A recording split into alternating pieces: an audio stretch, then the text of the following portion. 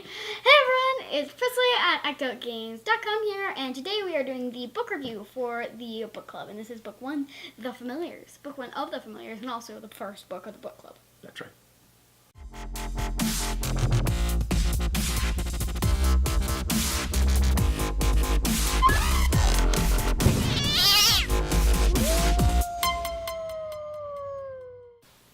Okay, so this first week of May, and what did we say was going to happen the first week of May? And everybody, hopefully, is going to be able to post their reviews, and we encourage you guys that are part of the book club to shoot and post a review this week. Yes. So if you shoot and post a review, please put a link to it in the description. And because of the way YouTube works, it's going to flag it as spam because they don't like people putting links in their posts or in their replies or comments.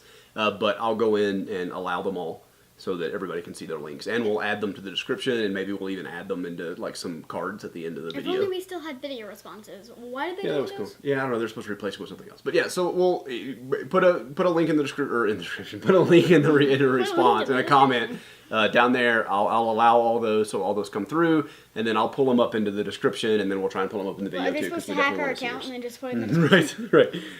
And also, one thing that we'll do, like hopefully, there's a few people hanging out with us and reading the book and posting some reviews. We'll take a look at the reviews, and hopefully we'll try and pick somebody to come do the live event with us as well from the reviews that would come out. We've already talked to Frankie over at FK Vlogs, and she's agreed tentatively to come on. She's in the UK, so we got to figure out the time differences. We're going to do the live event, I think on Sunday the 17th. So sort of 2 weeks, not this coming weekend, but the next weekend. We're going to do the live event. Hopefully Frankie's going to be with us, which would be awesome because I love her book reviews. And then maybe, if we get some people, a good enough response, and there's some videos out there, we'll bring somebody else in. We'll post more details. Follow us on Twitter. There's a link at the end and a link down in the doobly-doo. Follow us on Twitter because we'll put all the information out there on Twitter if you can. Yes. Cool? All right, let's talk about the book. You want to start? Sure, I might as well. So I'd just like to mention my favorite book series of all time. And my favorite book actually is the fourth book of this series. Like, you can actually see with these books, like, how the writer gets better through the books. And and I can't tell if it's the writer getting better. It probably is, or it's the characters developing. Like, but the fourth book is really, really good. So I encourage you all to read up to the fourth book. And no, don't skip straight to the fourth book. You will have no idea what's going on. So do you want to give everybody that's watching this as a book review a quick overview of what the book's about? Yeah, so the book is about in the mind of Aldwin, and he's an alley cat in Bridge Tower in the world of Vastia. And he made a pun in the middle of the book, like, Vastia sure is vast. That's why it's called Vastia, I think. Okay. I don't know if it's actually a continent or the whole world. Yeah, it's okay. I can't tell. Yeah. But he's in Vastia. He's in Bridge Tower, Vastia, which is this big city. And I would imagine it's sort of like London. Yeah, I pictured it kind of like London, too. I agree. Totally. Yeah. So he's an alley cat, and he looks a lot like my cat. And he's black and white. He's on the cover. We'll show a picture of the cover. Yeah. Yep. He looks kind of like my cat, though. Yep. And Spats. And Spatsy, yeah. Yep. And he then is being hunted by Grimslade, I think his name is. Yeah. The bounty hunter. And since he's an alley cat, he has to get food somehow. So he steals food, and he gets in trouble for that. And the shop owner hires a bounty hunter to come catch him because he's stealing food. Yeah. Yeah. And then he hides in a pet store because he thinks that no one would find there. And thank you for writing that, because in a little roleplay thing I have to hide from people. I shapeshifted into a cat. Oh, nice. And hid in a pet store. Nice, okay. Yeah. So he hides in the pet store, which turns out to be a familiar store, which is a magical companion, like Crookshanks and Harry Potter. It's like Diagon Alley, right? Like the familiar shop in Diagon Alley where Harry Potter got his owl, right? Yeah. Yeah, and Crookshanks, the same kind of thing. And Crookshanks, yeah. Okay. So he gets adopted as a familiar. So he's hiding in there, and then a young wizard comes in to get his familiar, and he picks Aldwin, which is very funny. Yes, and he picks Aldwin, so he has to keep this secret from the other familiars. Yeah. That he meets Gilbert and Skylar. Yep. I'm currently working on custom, LPS custom for the whole group. Yeah, we'll show those later We'll show those, when I get them done. Right. So when he meets them, he has to keep his secret of that he's a normal cat and doesn't have magical powers. Right. Yeah, and then the three wizards get in trouble, and the familiars have to kind of save the day. So it's very Harry Potter-y. Yes. I think I always tell people it's a cross between Harry Potter and the Warriors books, like the cat books. You haven't read the Warriors books. I've read one of them. Oh, you have? Yeah. Yeah. And so it's really cool because it's like Harry Potter, but it's as if like Crookshanks and Hedwig, and what was the rat's name? Well, Peter Pettigrew. What was his name? Scampers? Yeah, I think it was Scampers. Scabbers, something like that. Scabbers, Yeah, whatever. maybe? So it's like they were the main characters. It's told from their Except sort of it POV. probably wouldn't be Scabbers, to be So honest. it's really good. Yes. And I hadn't read it before. Presley's loved it forever, and she's read it a couple of times. And the first time I've read it, and I thank you for the recommendation because I thought it was a really good book. Yeah, and do you remember when I first discovered the series?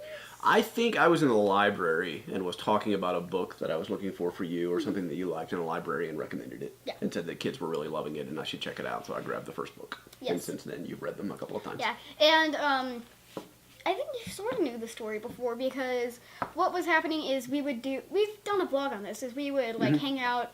We were down here and I have this pod thing, so I would sit in the pod and read, which was actually back behind us last time. That's right. Last time, but it's been moved since then. And then my dad would lay in the hammock, which was downstairs for a little bit. Where is the hammock? I don't know. It's somewhere. Packed up somewhere. It's summer. We should get it back out. Yeah, the hammock, and he would sit in the hammock, and we would both read books, and then we would tell each other about it. So at the time, I think I was reading Familiars, and he was reading Game of Thrones. So that's why, if I'm opening blind boxes and I'm like, oh my dad, it's insert character from Game of Thrones here. I didn't read the books myself. That's right. He told me about what was going on. Yeah, that's right. We sort of summarized plots to each other. So I knew the story because you had told me that stuff. But yeah, it's really good. It's well written. I think there's a lot of good, the messages in it are really good. Like we were talking about a little bit yesterday. What are some of the messages that we talked about that are in the book? Well, there's a few messages.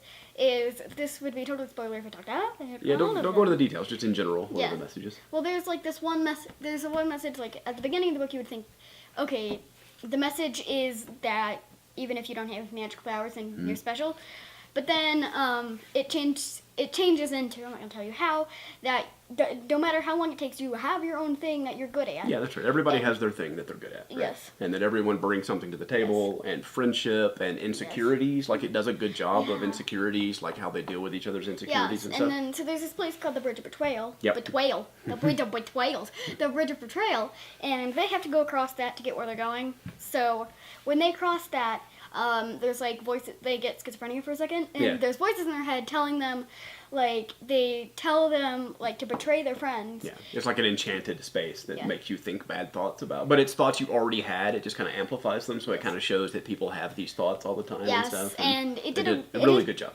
It did a really good job. So through the whole book, you're in Aldwin's head though. Yeah. So you can see how much Aldwin worries over how he doesn't want his secret to get out to the other familiars and stuff. Right.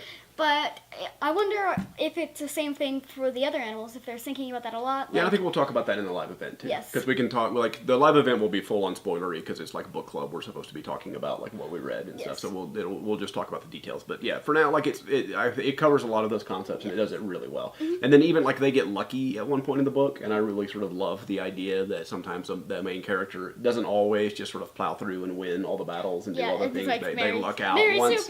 Yeah, they really kind of luck out. They make a big mistake, but it ends up kind of working out in their favor, which I thought was really cool. Yeah, and I also like this book, in this universe, 3-leaf clovers are bad luck. That's right. Yeah. Oh, the other thing, we talked about this a little bit yesterday. The other thing that's really good I want to say before we kind of drop off here, but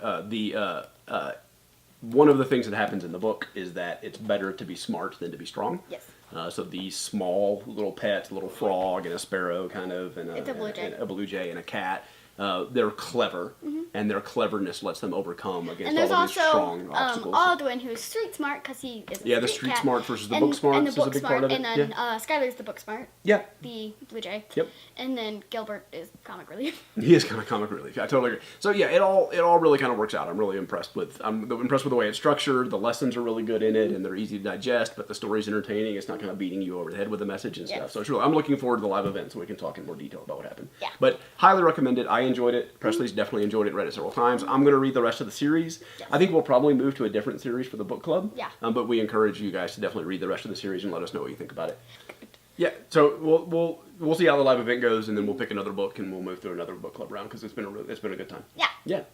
So. Yeah. Thank you for watching, and I'll see you tomorrow. Bye. Bye, guys. It's time to press the subscribe button. Subscribe button. Subscribe button. Subscribe. Bye bye bye bye bye bye bye bye.